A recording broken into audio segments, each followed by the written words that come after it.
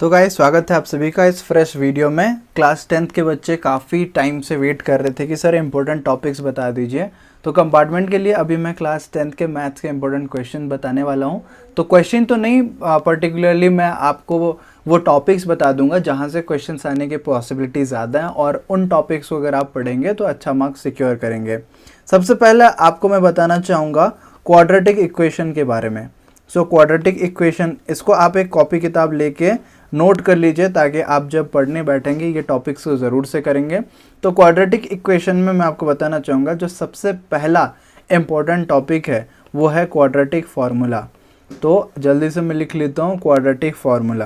Quadratic formula के basis पे काफ़ी सारा आपका क्वेश्चंस बनता है और वो फार्मूला को यूज़ करके आप सॉल्व कर पाएंगे।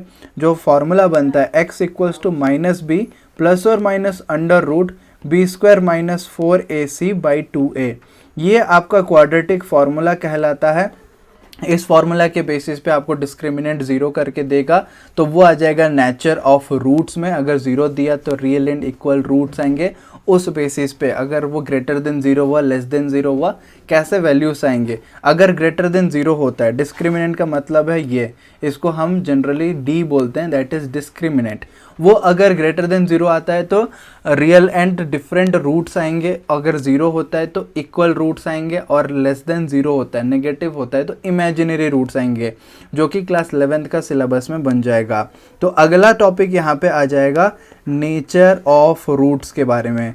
पक्का आप यहाँ से बोल सकते हो कि 3 मार्क्स का एक क्वेश्चन आने का चांसेस बहुत ज़्यादा है नेचर ऑफ रूट्स में। जैसे d इक्वल्स टू 0 दे दिया तो वहाँ पे आपका जो आंसर आ रहा होगा वो रियल एंड इक्वल रूट्स आ जाएगा, वहाँ पे रियल एंड इक्वल रूट्स। उसके अलावा मैं आपको बताना चाहूँगा अगर ग्रेटर देन 0 आता है तो रियल एंड डिस्टिंक्ट रूट्स आ जाएगा।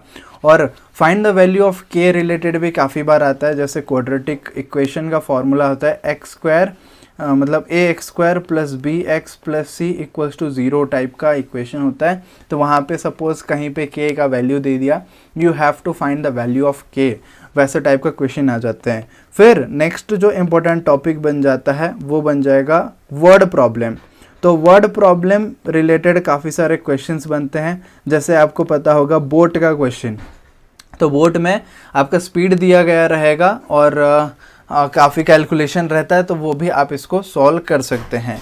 अगले चैप्टर की तरफ हम बढ़ते हैं। अगला जो चैप्टर है वो है एरिथमेटिक प्रोग्रेशन। इसको हम लोग फोकस करेंगे। ये सारे मैं टर्म 2 के बता रहा हूँ क्योंकि आपके जो कंपार्टमेंट एग्ज़ाम रहेंगे ना वो टर्म 2 के बेसिस पे रहेंगे। सो एरिथमेटिक प्रोग्रेशन में जो सबसे पहला इंपॉर्टेंट टॉपिक है दैट इज़ nth टर्म जो आप बोलते हो। यहाँ से आप मान के चल सकते हो 2 मार्क्स का क्वेश्चन आ जाएगा। According to the sample paper भी हम ये चीज़ बता सकते हैं कि 2 मार्क्स का क्वेश्चन आ जाएगा। सपोज कोई सीरीज़ दिया है 2, 4, 6, 8, ये तो सिंपल सीरीज़ है, इवन नंबर्स का सीरीज़ है। यहाँ पे पूछेगा कि इसका 11th टर्म क्या हो जाएगा, तो 11th टर्म आपको निकालने के लिए फॉर्मूला डालना पड़ेगा। ये हो गया एक टॉपिक। दूसरा टॉपिक यहाँ पे इम्पोर्टेंट मैं आपको बताना चाहूँगा दैट इज़ फार्मूला बेस है। और यहाँ पे पहले का फार्मूला आएगा A N equals to A plus N minus 1 into D. This will be the formula. ये फार्मूला यूज़ करके आप डायरेक्टली आंसर निकाल सकते हैं। Next sum of N terms of A P, ये रिलेटेड भी काफ़ी सारे क्वेश्चंस आ जाएंगे। तो फिलहाल के लिए चांसेस है केस बेस्ड क्वेश्चंस ये टॉपिक से आ जाए। सैम्पल पेपर में आप देख सकते हो, सैम्पल पेपर भी मैं आपको समझा दूंगा। एप्लीकेशन ऑफ ट्रिग्नोमेट्री जो है वहाँ से भी सैम्पल पेपर आने का पॉसिबिलिटी है, और सम ऑफ एन टर्म्स के भी आपका केस बेस्ड क्वेश्चन आने का पॉसिबिलिटी है। चलिए आगे चलते हैं हम फटाक से बिना किसी टाइम वेस्ट का। नेक्स्ट चैप्टर की बात करते हैं दैट इज़ सर्कल। तो सर्कल चैप्टर एक इम्पोर्टेंट चैप्टर है और वहाँ से एक टॉपिक मैं आपको इम्पोर्टेंट बताना चाहूँगा। ऑलमोस्ट सारे इम्पोर्टेंट क्वेश्चंस इसी टॉपिक से बन जाएंगे। एक्सटर्नल पॉइंट टू टेंजेंट, इसका अगर मैं आपको डायग्राम करके भी समझा दूँ, बिल्कुल जी हाँ, मैं आपको डायग्राम के साथ समझा दूंगा। सपोज़ ये एक सर्कल है, यहाँ पे कोई एक्सटर्नल पॉइंट है, वो एक्सटर्नल पॉइंट से ये सर्कल की तरफ आप एक ऐसे टेंजेंट ड्रॉ करेंगे तो सर्कल पे यहाँ पे और यहाँ पे ऐसे 2 पॉइंट में टच होगा। These are called 2 tangents. किसी भी बाहर एक्सटर्नल पॉइंट से एक सर्कल के तरफ 2 टेंजेंट बन सकते हैं। टेंजेंट यानी कि जिस पॉइंट पे वो लाइन टच करेगा सर्कल के सर्कमफेरेंस को, बाउंड्री को, आउटलाइन को। So this is the important point और इस बेसिस में काफ़ी सारे क्वेश्चंस आपके बन जाएंगे। नेक्स्ट हम लोग बात करते हैं अगले चैप्टर की, जो कि है एप्लीकेशन ऑफ ट्रिग्नोमेट्री। तो एप्लीकेशन ऑफ, आप ट्रिग्नोमेट्री पढ़े होंगे इससे पहले टर्म में, और वहाँ पे आप पहली बार ट्रिग्नोमेट्री के बारे में सीखे होंगे कि क्या एक्चुअली ट्रिग्नोमेट्री होता है। जस्ट उसी का एप्लीकेशन हो जाएगा एप्लीकेशन ऑफ ट्रिग्नोमेट्री में। यहाँ पे एक इम्पोर्टेंट जो टॉपिक बनता है that is two pole questions. दो पोल रिलेटेड क्वेश्चंस आपको ज़रूर से करने पड़ेंगे, एप्लीकेशन बेस्ड यहाँ पे पूछता है। जैसे एक पोल यहाँ पे दिया गया है, एक वॉच टावर है, आप ऐसे चल के आ रहे हैं, या फिर यहाँ पे एक पोल है और यहाँ से आप हाइट को कैसे देख सकते हैं, कैसे 90 डिग्री आता है, कहाँ से, कौन से एंगल में एलिवेशन है, डिप्रेशन है, सभी चीज़ एप्लीकेशन में आ जाता है। दूसरा इंपॉर्टेंट टॉपिक यहाँ पे आ जाएगा velocity based question. So velocity based questions काफ़ी ज़्यादा इम्पोर्टेंट होते हैं, और यहाँ पे मैं बता रहा था कि यहाँ से आपका केस बेस्ड क्वेश्चंस आ सकता है। और केस बेस्ड क्वेश्चंस का आप मार्किंग स्कीम भी जानते होंगे। केस बेस्ड क्वेश्चन का मार्किंग स्कीम है 4 मार्क्स का, तो 4 मार्क्स का आप एक्सपेक्ट कर सकते हैं कि केस बेस्ड यहाँ से आ जाए from this chapter that is application of trigonometry. अगले चैप्टर की बात करते हैं। काफ़ी प्यारा चैप्टर है, काफ़ी बच्चों को पसंद आता है, इवन मेरे स्कूल टाइम में भी मुझे ये पसंद था। That is surface areas and volumes. Surface and areas and volumes में पूरा कंप्लीटली फार्मूला बेस्ड चैप्टर है। आपको पूछा जाएगा curved surface area, total surface area, काफ़ी सारे जैसे रहेंगे आपका स्पीयर, सिलेंडर, कोन, हेमिस्फीयर, क्यूब, क्यूबॉइड, ये तो बेसिक चीज़ें हैं। तो यहाँ पे मैं आपको बोलना चाहूँगा कि कुछ चीज़ों का आप इम्पोर्टेंट फार्मूला देख लीजिए, जैसे वॉल्यूम और curved surface area, total surface area of किस किस चीज़ों के, जैसे कि सिलेंडर को आप नोट करके रखिए, उसके अलावा कोन और हेमिस्फीयर। और यहाँ से रिलेशन भी काफ़ी ज़्यादा अच्छा बन जाता है। जैसे ये एक सिलेंडर, अगर नहीं पता तो नया चीज़ सीख जाएंगे।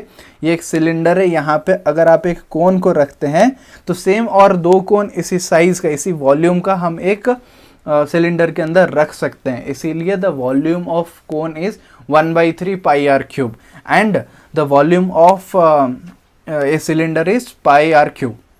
तो ये कैसे होता है, पाई आर स्क्वायर एच, वो हाइट कैसे आता है 1/3 पाई आर स्क्वायर एच, ठीक है। सो 1/3 पाई आर स्क्वायर एच ये होता है सिलेंडर का, सॉरी कोन का वॉल्यूम, और एक सिलेंडर का वॉल्यूम होता है पाई आर स्क्वायर एच। यानी कि एक सिलेंडर के अंदर 3 कोन हम लोग रख सकते हैं, और इसीलिए एक कोन का जो वॉल्यूम होता है that is 1/3 of the volume of the cylinder.